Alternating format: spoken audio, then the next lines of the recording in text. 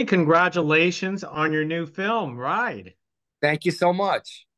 It's such a pleasure in speaking with you, and we have to hear it from you. So, what initially drew you that you wanted to be a part of this movie? My father was a professional bull rider for 10 years before he became a stuntman. Um, and ranching was a big part of my life growing up. I was raised on a ranch. I was raised by a cowboy to be a cowboy. In fact, rodeoing was a big part of my life. Um, I was 1979, 1980, 1981 California State all-around champion. I wanted to be a professional cowboy before I started acting. And when this movie presented itself, frankly, I didn't just jump on it immediately. I had some real hesitation because I did not want to be a part of something that wasn't authentic in the uh, cowboy rural background.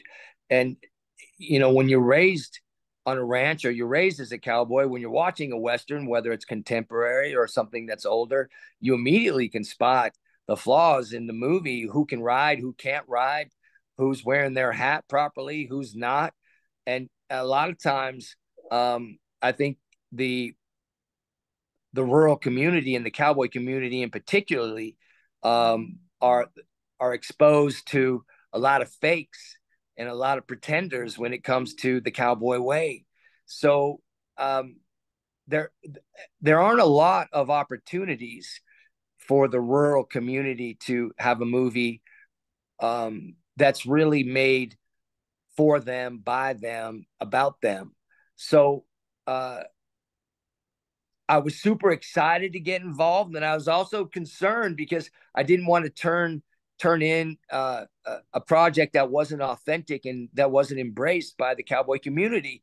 And that was something that we really went to bat for.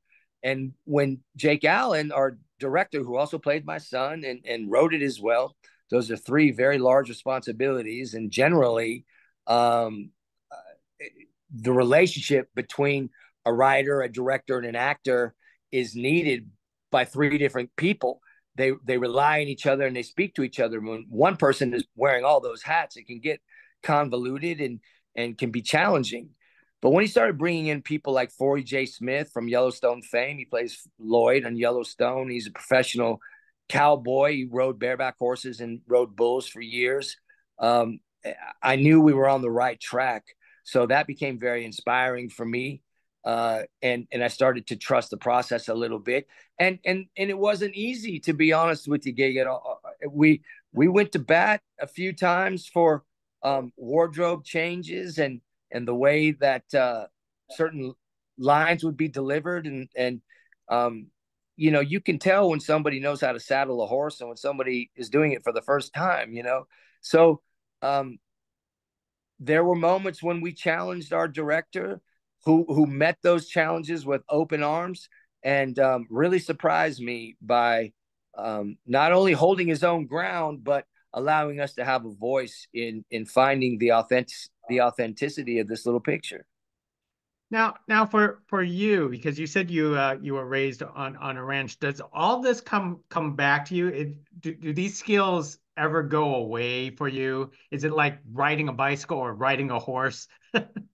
Well, I have a different situation because I live in Texas and I have a ranch and I own three horses, so that's a big part of my life.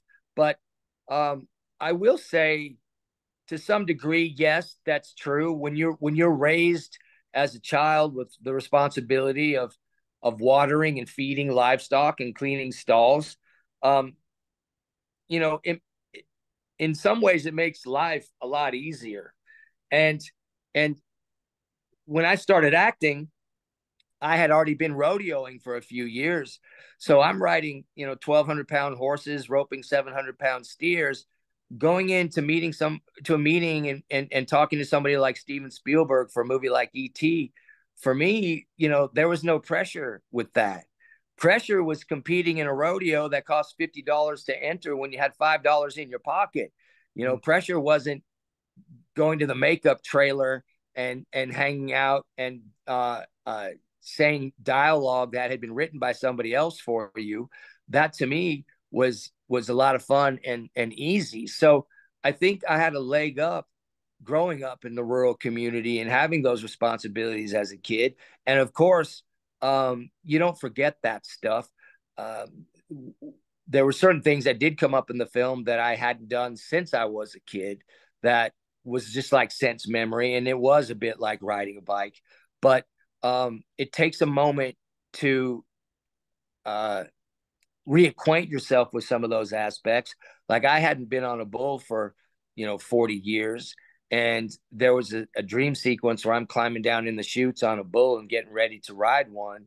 And, your heartbeat kicks in and the adrenaline kicks in and you start to remember all those times when you were climbing down in that chute, getting mashed or getting ready to ride something. Because you're that's something you never forget. Those experiences for me made the rest of my life a lot easier.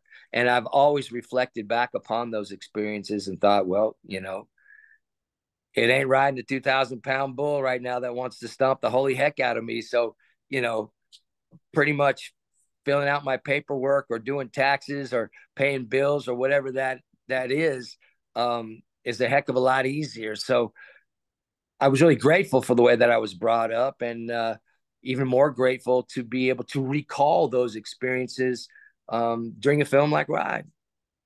That is true, and this film Ride is truly authentic. Especially, it's a good example of what we call modern westerns today. That Jake is going to pursue. His brother Connor also goes Yeah. after, or Taylor Sheridan brought it back into life.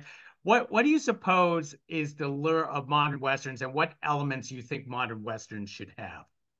Well, Taylor Sheridan certainly has the monopoly when it comes um, to westerns. Whether it's whether we're watching Yellowstone, which is modern times, or something like 1823, or to me, he's also somebody that was raised in a rural community and grew up on horses and really understands the subtleties and the nuances and the differences between a cowboy and somebody who's not. You know, I'm not sure what the appeal might be today. Hollywood really struggled with westerns for many years, and they're expensive to make.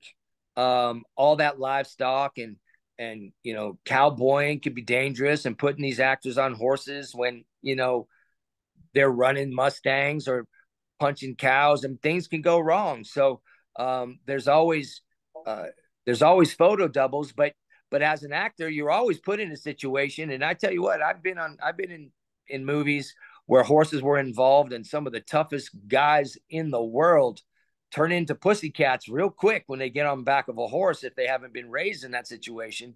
So it's always interesting to me to see what happens in that position, and I think it's a risk, but everybody loves a good Western. I mean, I'm an old Western fan. I think Red River might be my favorite Western ever made.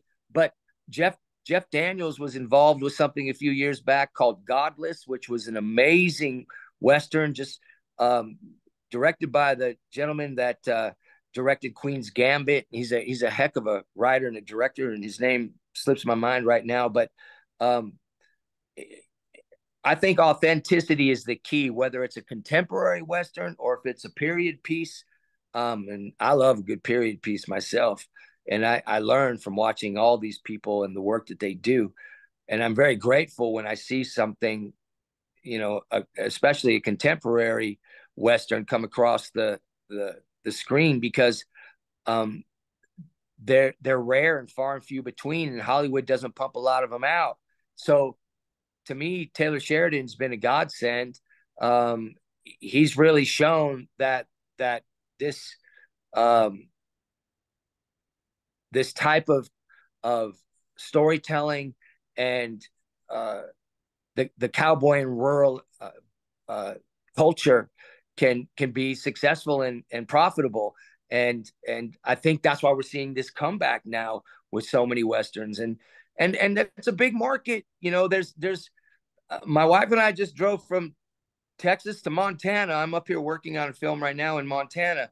And, you know, apart from going through Dallas and Denver, you see nothing but cowboy culture. I mean, horse trailers and cattle and barbed wire are basically cover the ground from, you know, across America, except when you get to those cities. And those people, I think, are starting to really embrace that sort of filmmaking and storytelling like the rest of us. And I think there'll always be a market for it. Frankly, the key is to make it authentic and legit, because those people don't want to see something that isn't authentic and legit. And a lot of times, Westerns made by Hollywood folk uh, tend to reek of people pretending and faking. And nobody wants to sit there for 2 hours and witness that. That is so true, and I really appreciate you at speaking to us about Ride. And I could tell you are a real cowboy, and that's from someone like me who is calling you from Clovis, California, a rodeo town just outside of Yosemite. I went to Chowchilla Junior High School, so that wasn't very far from you. And there's a lot of cowboys there, and I learned how to cowboy and ride in Chowchilla and Fresno area. And Clovis has a great rodeo. So thank you so much, and of course you recognize the difference, and we do appreciate that. No, thank you, thank you. Bye Bye now. now.